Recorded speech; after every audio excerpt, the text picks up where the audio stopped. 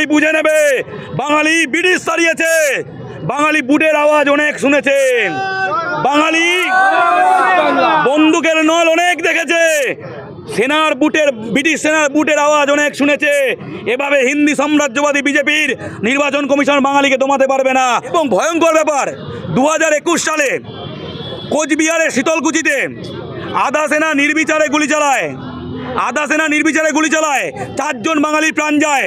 এবং বিভিন্ন জায়গায় আধা সেনা দ্বারা মোলেস্টেশনের খবর এসেছিল।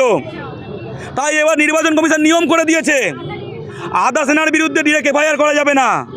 মানেটা কি, আমার বিরুদ্ধে যদি এফআইআর করা যায়, অন্য কারোর বিরুদ্ধে যদি এফআইআর করা যায়, আধা সেনার স্পেশাল নিয়ম কেন? কারণ আমরা জানি এক নয় একাধিক দ্বিতীয় শীতলকুচি করার পরিকল্পনা হচ্ছে। বাংলায় ভোটে সন্ত্রাস হবে, সেটা আধা সেনার দ্বারা, আমরা সবাই ভয় পাচ্ছি। এর প্রতিবাদে এবং যে কেন্দ্র সরকারি অফিসাররা কি ফেডারেল স্ট্রাকচারের উপরে নাকি? রাজ্য সরকারি অফিসাররা প্রিসাইডিং অফিসার হতে পারবে না, কেন্দ্র সরকারি অফিসাররা হতে পারবে।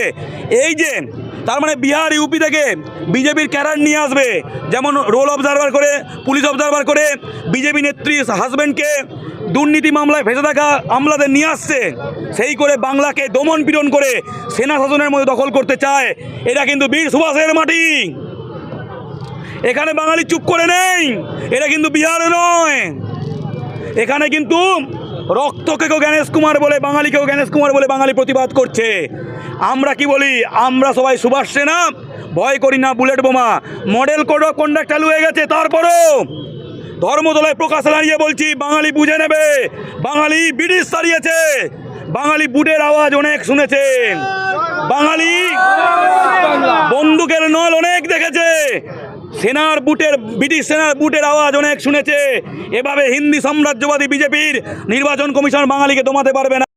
বাঙালি বুঝিয়ে দেবে, বাংলার মাটি দুর্জয় ঘাঁটি, এ মাটি সহজে দখল করা যায় না। আমাদের শরীরে ক্ষুদিরামদের রক্ত বইছে, এটা যেন বিজেপি, এবং বিজেপি তো বুঝেই গেছে, এবার ভেবেছে নির্বাচন কমিশন উতরে দেবে। গণেশ কুমার কোন ছাড়, কিংসফোর্ডরা পারেনি, অন্য কেউও পারেনি, গণেশ কুমাররা কোন ছাড়। আমরা আইন সংবিধান মেনে বাঙালি আজ প্রতিরোধ করছি, প্রতিবাদ করছি যে বাঙালি তোমার ভয় নেই, বাংলা পক্ষ রাজপথ ছাড়ে নাই, পরিষ্কার করে বলে দিচ্ছি। আমরা বলছি পাহাড় থেকে মোহনা, বাঙালি খেলবে, বাঙালি নিজের আত্মরক্ষার জন্য, বাঙালির অস্তিত্ব রক্ষার জন্য, ভাষা, সংস্কৃতি, খাদ্যাভ্যাস, ভোটাধিকার, নাগরিকত্ব সব কিছু রক্ষার জন্য বাঙালি বাংলা জুড়ে লড়বে এবং লড়ছে। জয় বাংলা।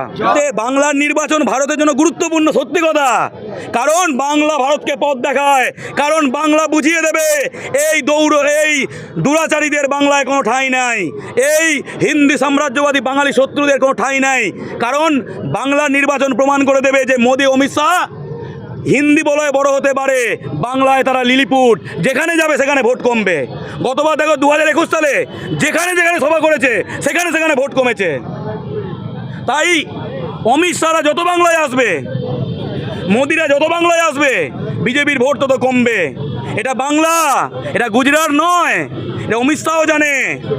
এবং বাংলায় ভারতকে পথ দেখায়, বাংলা ভারতকে শিখিয়ে দেবে কি করে এই নির্বাচন কমিশনকে প্রতিহত করতে হয়, কি করে বিজেপিকে প্রতিহত করতে হয়।